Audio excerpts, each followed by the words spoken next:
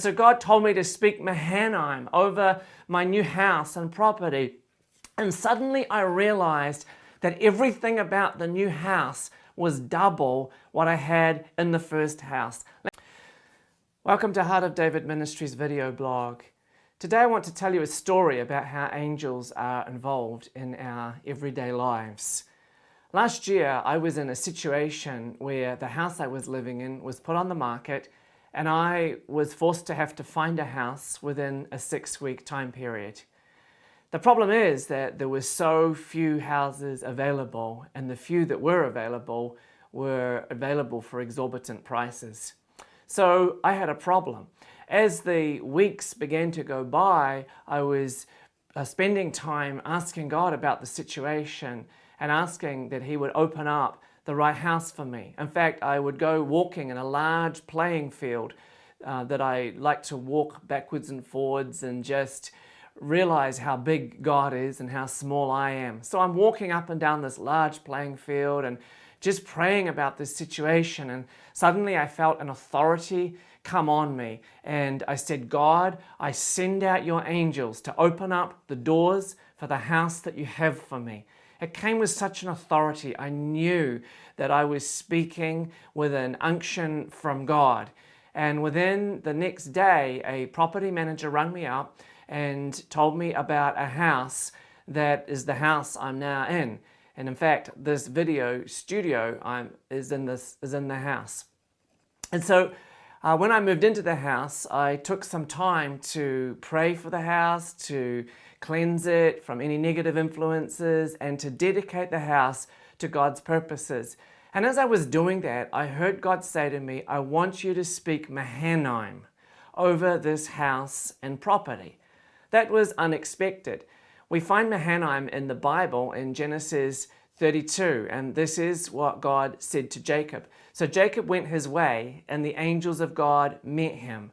When Jacob saw them, he said, this is God's camp, and he called the name of that place Mahanaim. Mahanaim means the place of the double camp, because not only was Jacob one camp with all of his wives and children and possessions, but the angelic realm was a second camp.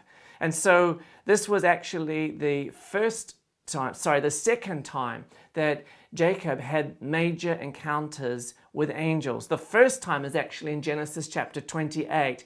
And in Genesis 28, Jacob is literally fleeing for his life. He stole the birthright and the blessing of his brother Esau, and Esau was livid. He was mad. And so Jacob is fleeing for his life. And as he's fleeing for his life, he has a dream, and he sees a stairway between heaven and earth, and angels ascending and descending upon the stairway.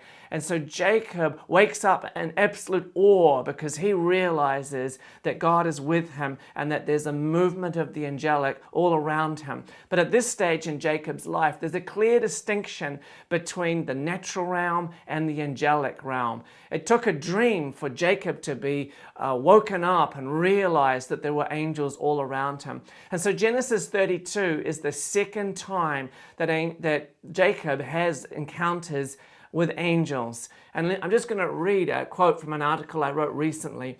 As Jacob grew in faith toward God, he was able to respond to God's leading, return to the promised land, and face his deepest fears. When Jacob responded with faith, the distinction between the two camps became blurred. The two camps started working together. So now in Genesis 32, when Jacob is coming back into the promised land, he has this encounter with the angelic realm, and he calls the place Mahanaim, the place of the double camp. And so God told me to speak Mahanaim over my new house and property. And suddenly I realized that everything about the new house was double what I had in the first house. Let me read the list that I put together. In the first house, there was one level. In the new house, there were 2 levels. In the first house, there were 3 bedrooms. In the new house, there are 4 bedrooms, plus a library, plus an office. In the first house, there were 2 wardrobes. In the second house, there are 2 wardrobes and 2 walk-in wardrobes. In the first house, there was 1 living area. In the second house, there were 2 living areas. In the first house, there was a small conservatory. In the new house, the conservatory is twice the size. In the first house, there was 1 bathroom, and in this new house, there are 2 bathrooms. The first house had a garage. The second house has a garage and a carport. In the first house, my kitchen, dining room, and laundry were 1 room, but in this new house, all those 3 are separate rooms. You know, the Bible says that we are citizens of 2 realms. In Philippians 3:20, Paul says this, "For our citizenship is in heaven." Not only are you a citizen of earth by God's design, but you are also a citizen of heaven. You have dual citizenship. You have citizenship in heaven and on earth.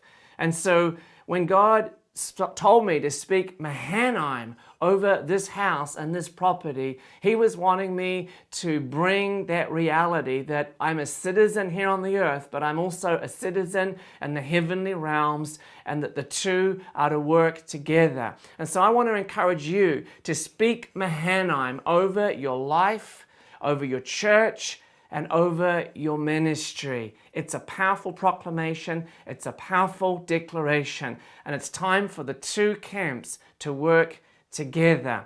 Please don't forget to hit the subscribe button below this YouTube video so that you can subscribe to the channel. And if you also want to go to our website, you can sign up for our prophetic bulletin. You'll get timely prophetic and teaching articles sent out to you once a month if you sign up for the prophetic bulletin. Finally, share this video with your friends. Let's ignite a generation with the heart of God.